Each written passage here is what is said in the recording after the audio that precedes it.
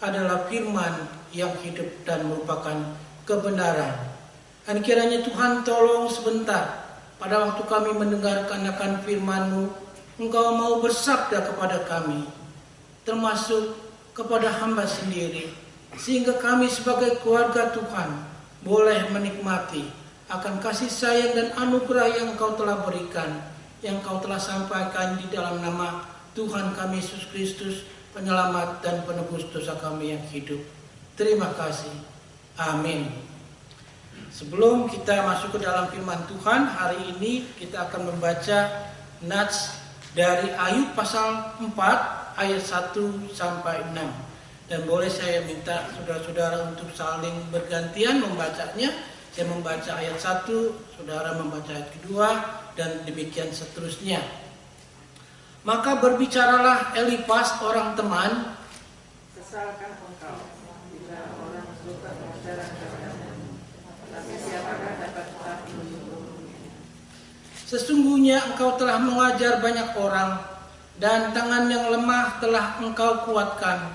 Orang yang jatuh telah diperhatikan oleh kata-kata, dan lutut yang lemas telah engkau. Tetapi sekarang dirimu yang tertimpa, dan engkau kesal, dirimu terkena, dan engkau terkejut. Bukankah Tuhan akan Allah yang menjadi kesalahan, dan kesalahan itu menjadi harapan? Silakan duduk saudara-saudara yang dikasihi oleh Tuhan Yesus.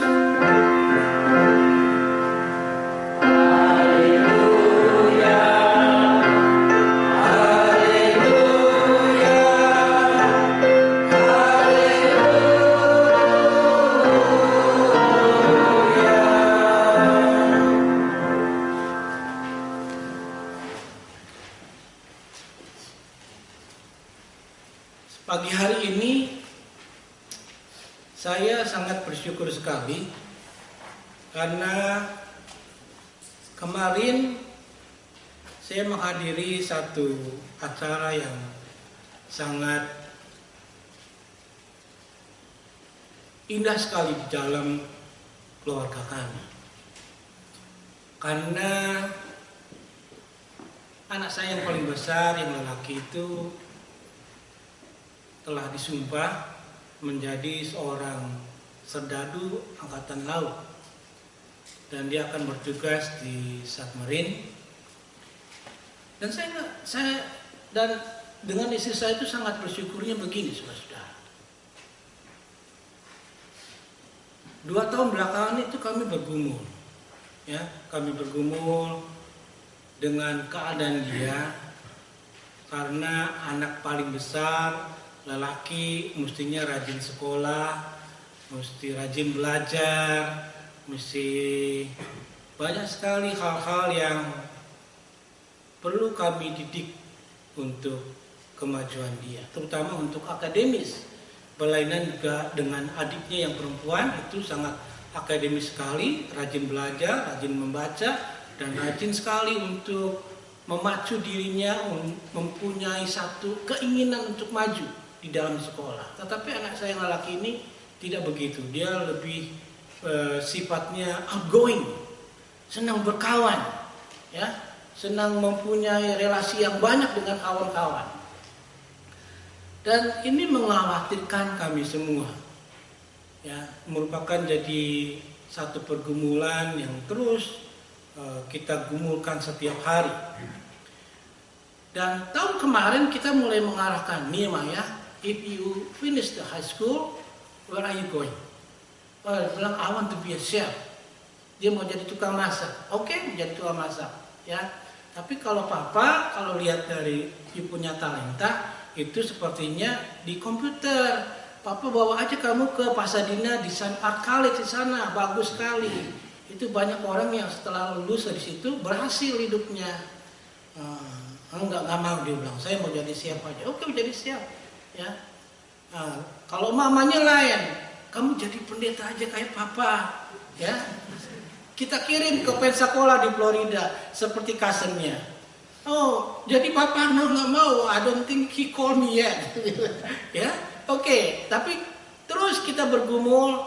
Pada waktu pergumulan itu kita selalu berdoa supaya Tuhan itu menaruh passion di dalam hatinya. Ya, menaruh passion di dalam hatinya. Karena dari passion itu akan timbul satu keinginan yang dari dia sendiri. Bukan dari papa, bukan dari mama, bukan dari siapa-siapa, juga termasuk dari kawan-kawannya, karena pertama-tamanya juga setelah dia mau jadi siap, dia mau jadi firefighter. Karena ada firefighter datang ke sekolah, ya. Lalu ada juga orang yang datang dari paramedik, dia mau jadi paramedik. Selalu limbung. Dan ini merupakan satu masalah untuk kami. Mengapa? Karena kan saya pendeta. Kalau saya pendeta juga saya mau punya anak yang baik, yang rajin ke gereja. Dia rajin ke gereja. Dia senang main gitar. Dia sangat devote himself juga. Tetapi tetap kita masih selalu mungkin kita benar-benar mau dia itu menjadi seseorang anak hamba Tuhan yang memang seorang anak hamba Tuhan. Ya, karena dia sering share begini, "Pak, do you know, I'm a PK, right? Namanya pastor kid. Kalau di sekolah itu dipanggil PK, pastor kid. A lot of pastor kid, a lot of PK, smoking, Pak. Ya, sex earlier." Aduh, kita takut sekali ya, takut sekali. Jadi ini merupakan masalah, merupakan satu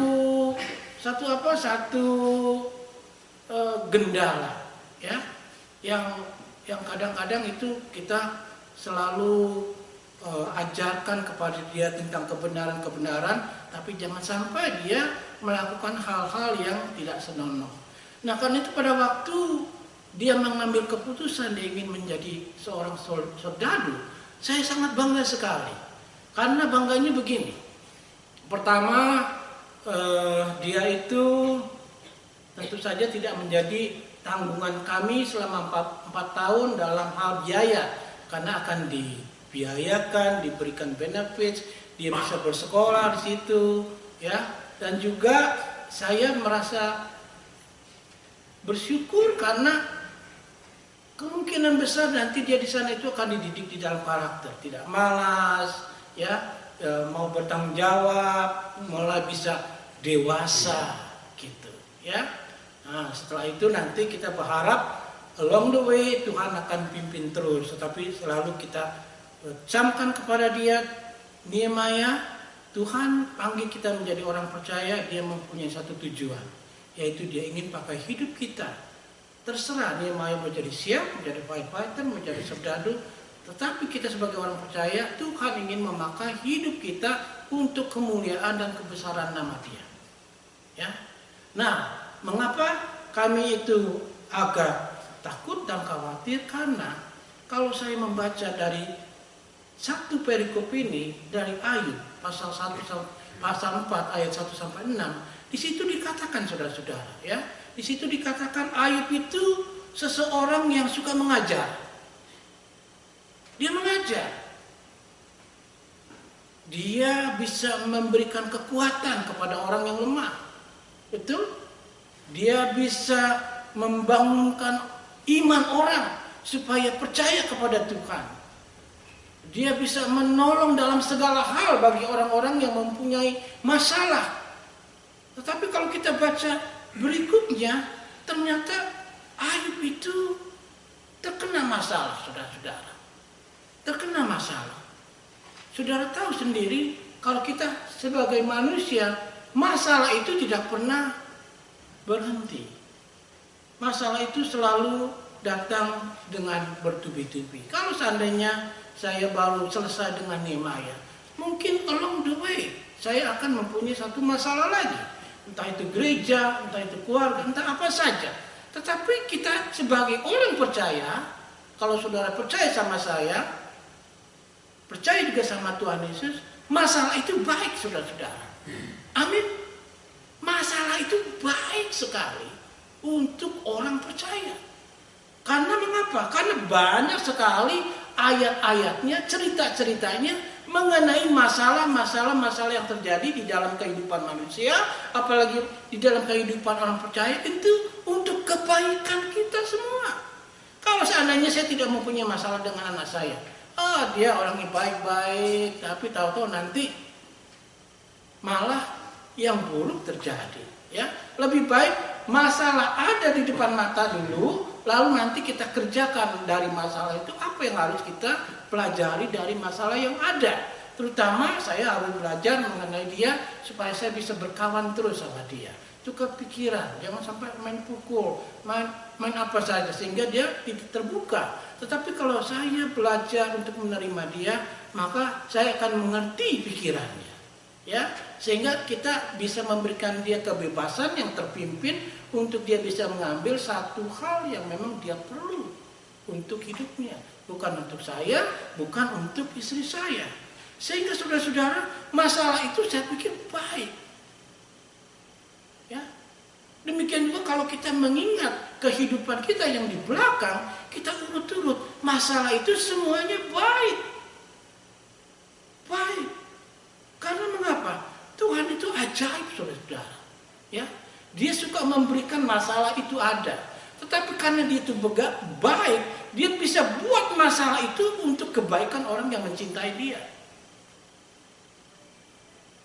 Seperti Ayub, kalau kita baca seterusnya, ada sesuatu hal yang baik sekali yang dia bisa pelajari, yang kita juga bisa pelajari. Karena akhir cerita dari Ayub itu adalah sesuatu yang indah, sesuatu yang bagus sekali. Ya, sehingga kalau kita baca, saudara-saudara, kebanyakan kita kalau melihat orang yang lagi punya masalah, selalu kita salahkan.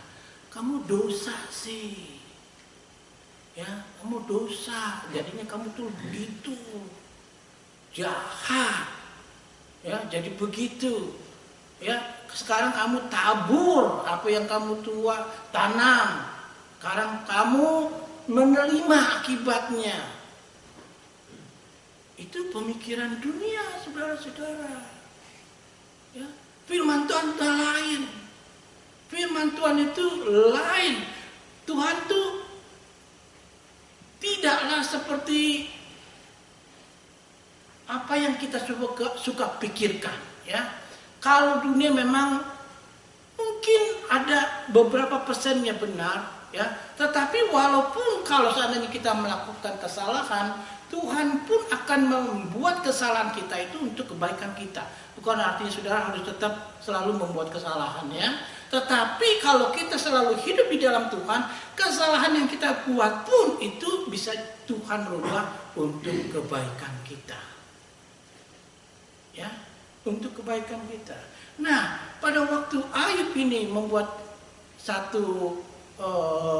dia menderita penderitaan, sehingga kawannya itu Elifas, ya, ayat 1 dikatakan, maka Elifas berbicara kepada Ayub, ya. Karena Elifas itu menyudutkan Ayub, itu sih, kamu katanya kudus. Hah? Kalau orang kudus, kenapa kamu bisa jadi begini? Kenapa bisa jadi begini? Maksudnya kan kalau dari sebab akibat, kan kalau misalkan orang kudus, akibatnya juga pasti yang baik dong.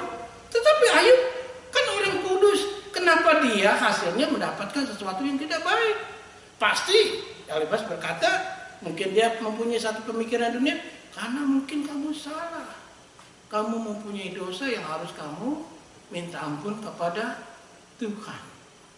Tetapi sekali lagi saudara-saudara, kesalahan manusia pun, dosa manusia pun, itu bisa dirubah untuk kebaikan dari dirinya sendiri.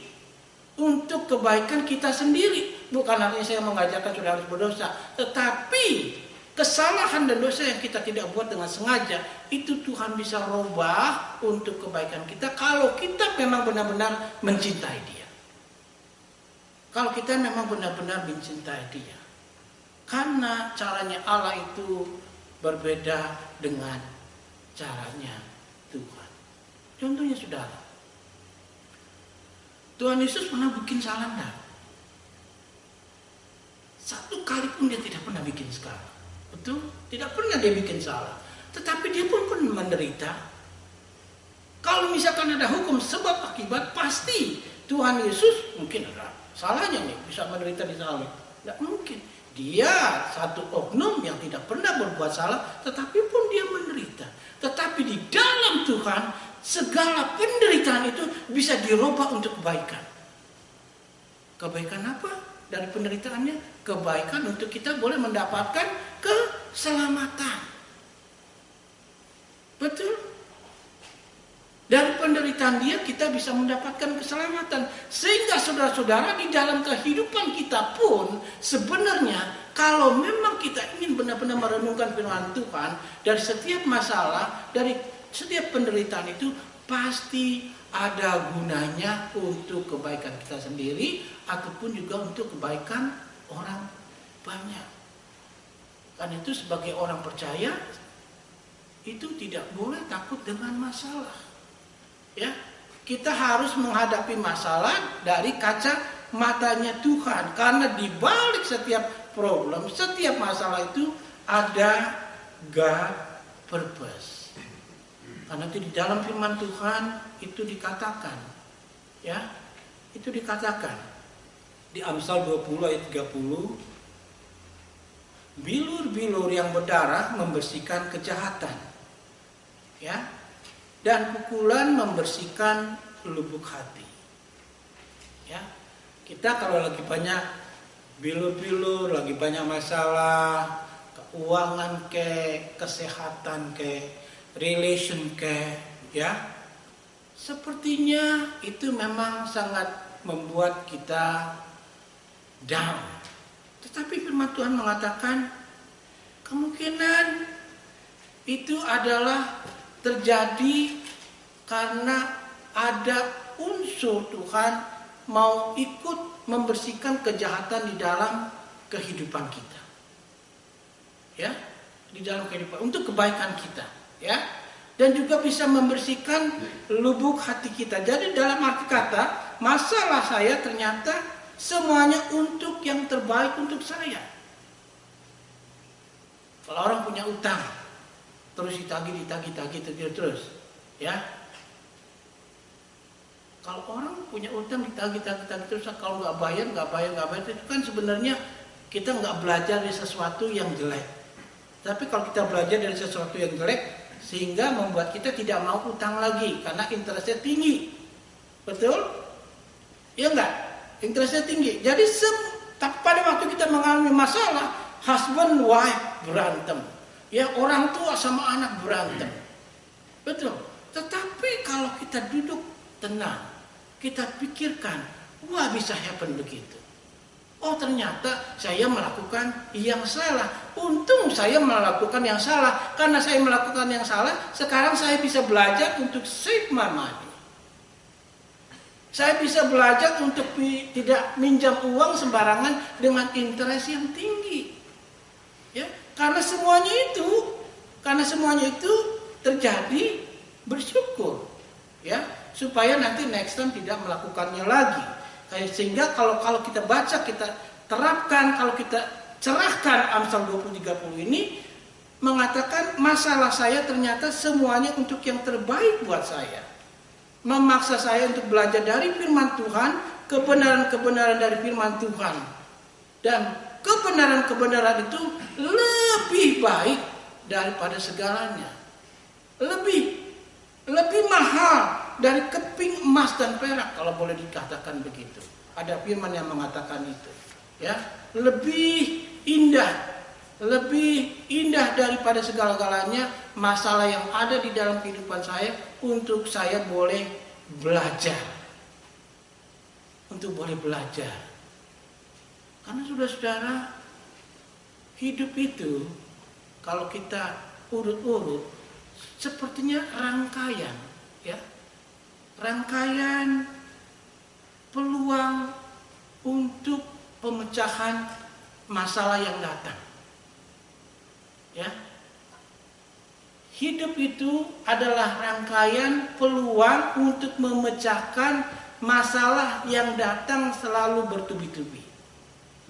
Boleh dibilang rangkaian peluang untuk memecahkan masalah. Betul?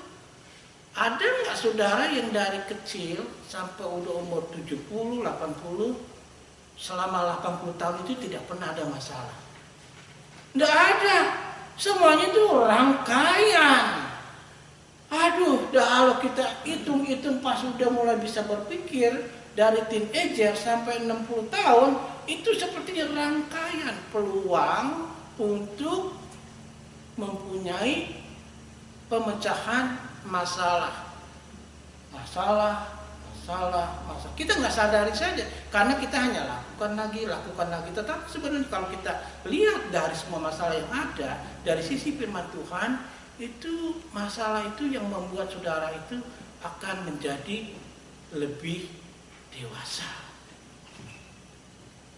Jangan merangkai masalah terus. Ya, jangan merangkai masalah terus.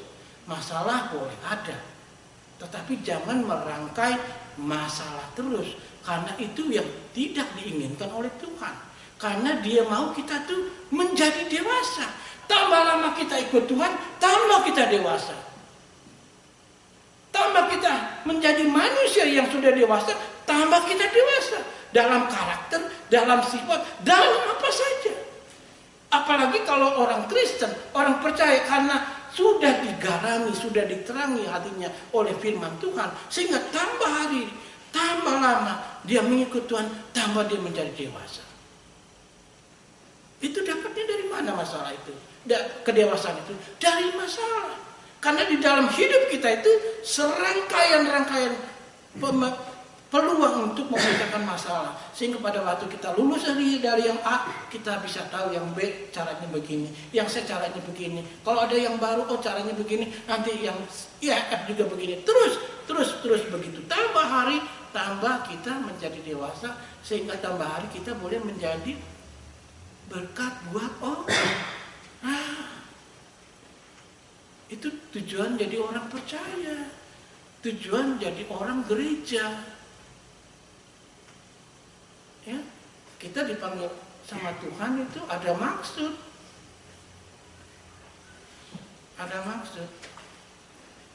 Sekarang saya begini, ada 5 hal, ya, ada 5 hal yang kita bisa gunakan atau yang Allah bisa gunakan untuk kebaikan Anda, ya, untuk kebaikan Anda. 1, Allah menggunakan masalah untuk mengarahkan Anda, betul? Amin. Allah menggunakan masalah untuk mengarahkan Anda. Ya. Contohnya begini. Kadang-kadang kalau kita misalkan udah keenakan, ya, seringkali kadang-kadang Tuhan itu sepertinya yang menyalakan api di bawah tempat duduk kita untuk kita berubah, ya. Ya. Kalau dikatakan dulunya misalkan Amsal 20-30, bilur-bilur yang berdarah membersihkan kejahatan dan pukulan membersihkan lubuk hati. Ya, mungkin dulu kita jahat, mungkin kita malas, mungkin juga kita tuh orangnya kurang tegas, kurang disiplin, apa saja. Kalau memang saudara-saudara ingin ya renungkan ya, apa sih kira-kira tujuan Tuhan untuk hidup saya? Apa sih tujuan hidup ini? Pasti ada tujuannya, ya. Nah, Tuhan itu bekerjanya itu bukan seperti orang manusia, bukan seperti manusia. Dia bekerjanya itu menurut dari pikiran dia itu yang kadang-kadang kita tidak rasakan. Hanya kita bisa lihat dan kita rasakan kalau kita baca terus akan firman Tuhan, ya. Seringkali pada waktu kita melewati karena kita meresponinya positif, baru kita mengerti, oh kenapa saya mempunyai masalah, saya tidak naik kelas karena saya malas belajar. Oh kenapa saya nggak disenengin sama orang, oh mungkin saya orangnya jahat. Naik kelas itu bukan sesuatu yang enak, tidak naik kelas. Menjadi orang yang tidak disenangin sama orang banyak itu tidak enak. Orang yang sering suka diomelin orang karena tidak disiplin itu tidak enak. Coba banyak hal Yang dari diri kita yang kalau kita renungkan ada sesuatu yang harus kita rubah, yang Tuhan ingin mengarahkan kita menjadi serupa dengan Dia, menjadi orang yang dewasa. Sehingga seringkali Allah itu menggunakan sesuatu untuk mengarahkan hidup kita. Ya, mengarahkan hidup kita. Aduh, kalau semuanya benar-benar respon akan firman Tuhan, gereja itu indah, saudara-saudara. Waduh, gereja itu indah. Kehidupan saudara pun indah sekali. Firman Tuhan saudara lihat akan indah sekali karena firman itu yang akan terus memimpin, menegur, menasihatkan. Terus dia itu. Lalu yang kedua, saudara-saudara, Allah itu menggunakan masalah untuk menguji Anda. Ya. Allah menggunakan masalah untuk menguji Anda.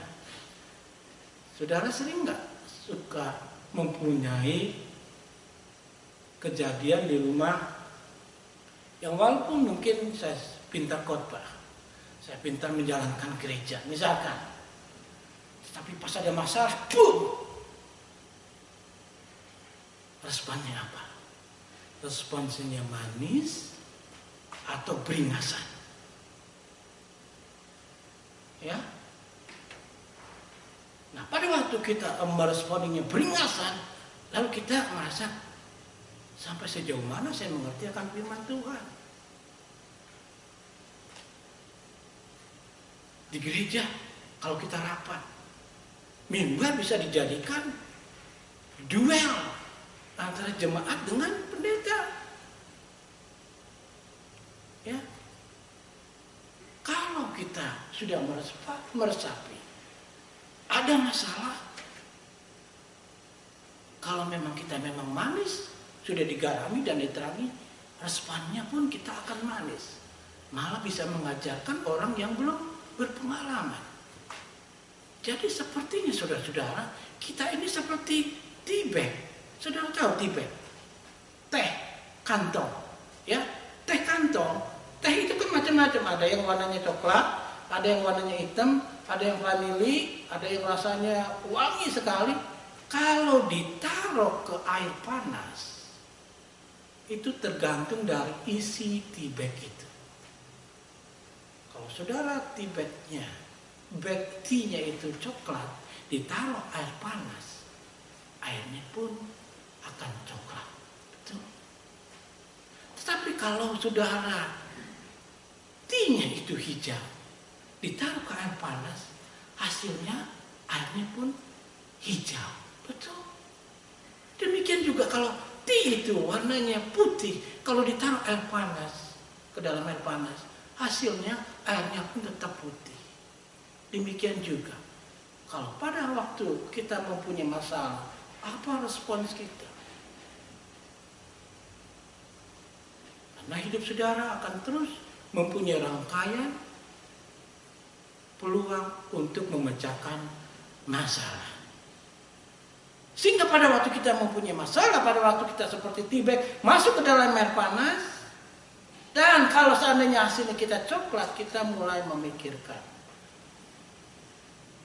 mestinya saya tidak berbuat seperti itu.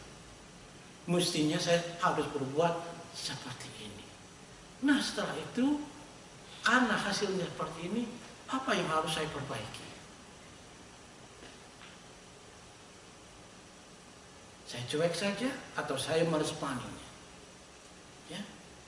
Sehingga benar ayat 2 yang kedua itu, Allah menggunakan masalah untuk menguji Anda. Yakobus 1:2-3 ditulis, saudara-saudaraku, anggaplah sebagai suatu kebahagiaan apabila kamu jatuh ke dalam berbagai-bagai pencobaan, sebab kamu tahu bahwa ujian terhadap imanmu itu menghasilkan keteguhan. Jadi jangan sampai ada masalah ya, lalu saudara ingin menjauhkan masalah itu. Tetapi kalau Tuhan bilang, firman Tuhan bilang, berbahagia hadapi masalah itu, kamu belajar dari masalah itu, kamu bisa mendapatkan sesuatu dari masalah itu. Ya.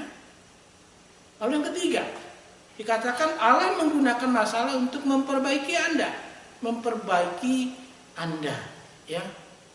Kita bisa mempunyai banyak pengalaman atau kita bisa melihat orang-orang yang mempunyai masalah di dalam hidupnya, ya, mempunyai hal-hal yang tidak diinginkan di dalam hidup mereka. Itu semuanya saudara-saudara, entah itu kesehatan, keuangan, relationship, itu semuanya kalau ada itu dijadikanlah untuk memperbaiki kehidupan saudara. Saudara mempunyai masalah di dalam kesehatan, ya carilah jalan bagaimana untuk bisa mengatur cara hidupnya. Ya, kerjaan gak usah sampai 3. Ya, dulu saya pernah punya pekerjaan sampai 3, saudara-saudara. Itu muka seperti zombie katanya. Seperti zombie. Saya tidur cuman waktu break time saja. Tuhan, bos saya bilang, Leo, are you sure? Your face look like a zombie. Gampang tersinggung, ya, gampang marah, karena begitu saudara-saudara. Nah, dari sana mulai saya belajar, mungkin hidup saya itu salah, mungkin hidup saya salah. Saya harus memperbaikinya dari masalah yang ada. Karena kalau misalkan saya tidak memperbaikinya, either saya di fire atau juga mungkin saya diberikan sakit penyakit, mempunyai sakit penyakit karena tidak mengurus badan. Benar saja saudara-saudara, mulai gigi hilang 1 karena enggak cukup waktu untuk beresin tubuh ini, ya. Gigi 1 root canal, ya. Akhirnya duit yang disimpan bolong lagi saudara-saudara, ditaruh di sini bolong lagi, ada jalan keluarnya, bukan tertanam, ya. Jadi kalau kita memang benar-benar ingin memperbaiki hidup kita, maka kita harus stop dari masalah yang ada itu. Kita belajar lalu kita tidak melakukannya lagi. Sehingga saudara-saudara, kalau pada waktu kita mempunyai masalah seperti itu, seperti Mazmur 119, 7172 dikatakan bahwa aku tertindas itu baik bagiku, supaya aku belajar ketetapan-ketetapanmu. Taurat yang kau sampaikan itu adalah baik bagiku, lebih daripada ribuan emas dan perak. Saya enggak menyesal apa yang pernah terjadi di dalam hidup saya. Saya tahu dulu itu tidak enak, tetapi saya tidak menyesal mengapa saya tidak enak, karena saya mempunyai banyak kesalahan. Tetapi saya bersyukur karena firman Tuhan itu menegur, membimbing saya, sehingga kalau Tuhan mempunyai masalah, dia tidak takut lagi. Artinya kalau ada masalah, saya mempunyai peluang untuk bisa memikirkan sesuatu yang lebih berguna untuk hidup saya. Karena masalah yang ada itu merupakan satu kesempatan untuk saya memperbaiki hidup saya sendiri. Ini meluas saudara-saudara. Kalau kita bicarakan bisa 1, 2, 3 hari, ya. Tapi ini 1 minggu cuma 45 menit atau cuma 35 menit, ya. Lalu yang keempat, Allah menggunakan masalah untuk melindungi Anda, ya. Saya dulu pernah tinggal di Indonesia, kita semua pernah tinggal di Indonesia. Kita tahu semuanya cara hidup di Indonesia itu bagaimana, ya. Saya punya kawan itu kerja di satu perusahaan yang gak besar, ya. Lalu satu kali dia itu di layoff, dipecat. Saudara, kalau di layoff marah nggak? Marah. Masa nggak marah? Mau besok kita dipecat, nggak mungkin. Kita marah, kita kesel sama dia. Kita udah kerja capek-capek, kok dipecat? Ingat. Nah dia juga marah, ya. Dia marah, dia nganggur. Tetapi kalau dia ingat-ingat akan firman Tuhan, selalu dia bilang dalam hatinya, setiap masalah yang ada itu saya akan terima. Ya, saya akan terima Karena pasti masalah yang ada itu juga kemungkinan dari ketegasan dia, karena dia disuruh melakukan satu hal yang melanggar hukum. Ya. Karena dia tidak mau melakukan hal yang melanggar hukum sehingga dia dipecat. Ya. Bukan dari kemalasannya, bukan dari apanya. Benar-benar saja saudara-saudara, setahun kemudian satu perusahaan itu semuanya ditangkap saudara-saudara. Termasuk bosnya yang menyuruh dia melakukan hal yang tidak etis. Coba kalau seandainya dia tidak senang, lalu dia bikin masalah dengan bosnya, dengan perusahaannya, pastikan hasilnya tidak sebagus seperti apa yang dia telah lihat apa yang terjadi di perusahaan itu. Karena setelah dia dipecat, dia mendapat pekerjaan yang lebih bagus, yang lebih baik, sehingga pada waktu dia melihat ke belakang, untung saya berani menghadapi masalah untuk mau dipecat. Ya. Jadi seringkali kadang-kadang kalau seandainya Allah bisa menggunakan masalah untuk melindungi Anda, itu ya dan benar. Iya dan benar. Contohnya di Alkitab, contohnya itu siapa? Yusuf. Yusuf di Kejadian 50:20, ya. Yusuf pada waktu dia dimasukkan ke perigi, ke sumur, dia nyesel enggak? Dia marah enggak? Dia umpat-umpat enggak ke saudaranya? Pasti. Ya, tetapi Yusuf itu gambaran seperti gambaran Tuhan Yesus. Dia manis kelakuannya. Ya, dia manis. Dia hanya mengikuti apa yang terjadi di dalam hidupnya. Sampai akhirnya Yusuf itu menjadi orang nomor 2 di Mesir. Ya, pada waktu saudara-saudaranya datang, dia bilang apa? Memang kamu itu telah mereka-rekakan yang jahat terhadap aku. Ya, saudara-saudaranya masukin dia ke sumur. Tetapi Allah telah mereka-rekakannya untuk kebaikan. Dengan maksud melakukan seperti yang terjadi sekarang ini, yaitu memelihara hidup suatu bangsa yang besar. Bukan bangsa Israel saja, bangsa di sekitar situ pun banyak yang mendapatkan berkatnya dari pelayanan Yusuf. Karena dia mempunyai penglihatan untuk masa sengsara, masa kelaparan, dan masa subur. Sehingga dia mengumpulkan gandum-gandum untuk menghadapi masa sengsara.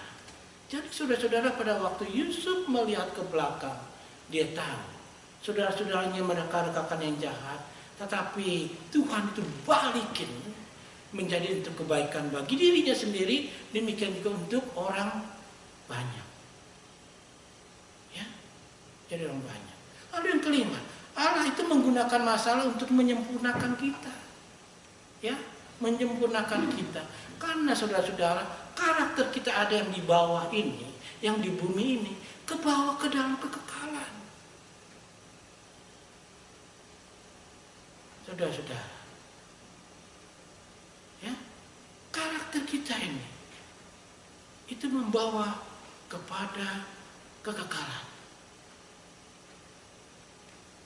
Ya, Tuhan itu ingin membangun karakter saudara. Ya, Dia tidak ingin saudara itu hanya nyaman. Tidak ada hidup yang nyaman. Jadikan tujuan hidup saudara itu untuk melakukan sesuatu yang mulia untuk Tuhan. Jangan cari kenyamanan. Tidak ada yang nyaman di dalam dunia ini. Karena juga memang itu bukan tujuan dari Tuhan untuk nyaman. Dari awal-awal Tuhan sudah menciptakan manusia untuk memelihara kehidupan. Tidak ada kenyamanan. Saudara pergi kemanapun, kita pergi ke Amerika mau cari kenyamanan, tidak ada. Mau pergi kemana? China lagi maju, coba saudara ke sana, belum tentu saudara nyaman. Saudara mau melarikan diri ke Sweden, yang ini belum tentu.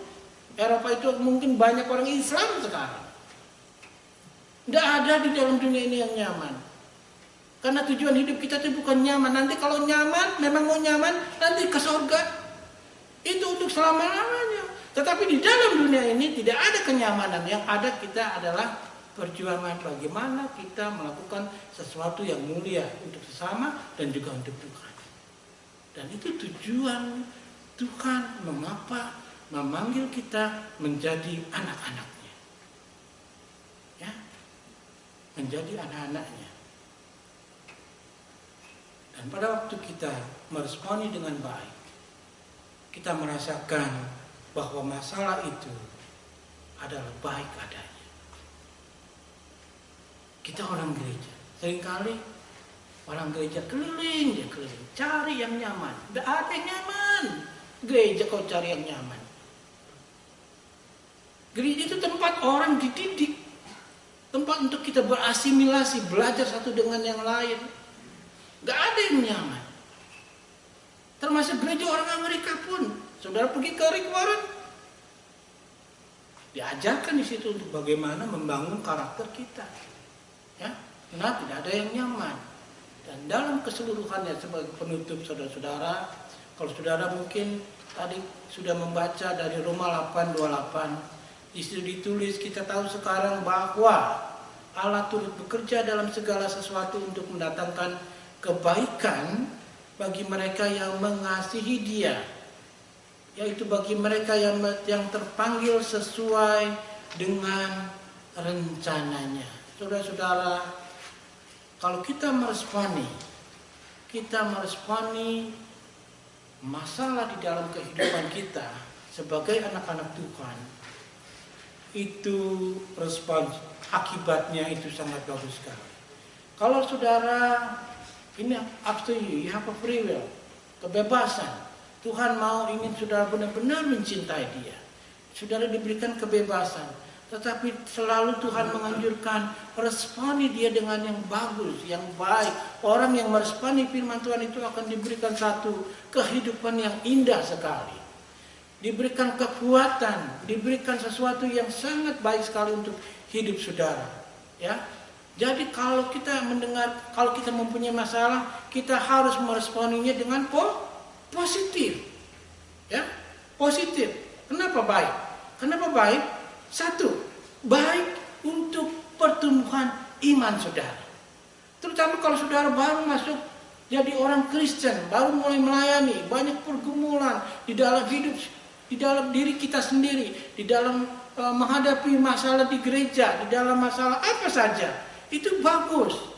Asal saudara mau meresponinya dengan positif. Karena bagus untuk pertumbuhan iman saudara. Tidak ada iman yang bertumbuh kalau tidak ada masalah. Iman itu bisa bertumbuh karena ada masalah. Iman itu bisa bertumbuh karena ada pergumulan. Iman tidak bisa bertumbuh kalau tidak ada masalah dan pergumulan. Tidak bisa. Dia harus bertumbuh dari hal yang saudara hadapi. Karena itu saudara-saudara, kalau kita pikir-pikir, dosa, kesalahan orang lain itu pun juga bisa menjadi baik untuk kebaikan dan pertumbuhan saudara. Ya, bagus sekali firman Tuhan itu. Ya, dan yang kedua, pertumbuhan pengudusan. Saudara itu diajak untuk hidup kudus, diajak hidup yang baik untuk Tuhan, diajak mempunyai satu pengudusan dalam diri. Ya, jadi bukan hanya bergereja saja. Ya, bukan hanya bergereja saja, tetapi di dalam masalah itu Roma 8:28 itu, benar nggak, saudara-saudara? Oke, benar nggak? Kudus itu maksudnya kudus ini seperti ini, saudara-saudara. Dulu tuh sukanya gosip aja di gereja, ya. Gosip terus, ya. Mulutnya jahat sekali, ya. Sampai satu waktu dia mulai mengerti bahwa orang-orang itu tidak menyenangi dia, ya. Kalau ke gereja tidak ada yang duduk di sebelahnya, saudara-saudara. Karena duduk di sebelahnya udah itu dari awal sampai selesai ngomong aja, ya, gosipin pendeta siapa saja dia, temannya sendiri, lakinya sendiri, semua gosipin. Sampai akhirnya orang-orang itu tidak mau lagi duduk lagi sama dia, ya. Sampai saya juga dulu pernah benar-benar konfrontasi sama dia, lalu saya ajarkan bagaimana caranya untuk hidup baik, ya. Dan dia pukulan yang paling pertama yang dia rasakan itu pada waktu suaminya ingin meninggalkan dia. Ditinggal. Lalu kami damaikan kembali. Tapi bersyukur dia itu meresponinya dengan bagus. Dia meresponinya dengan baik.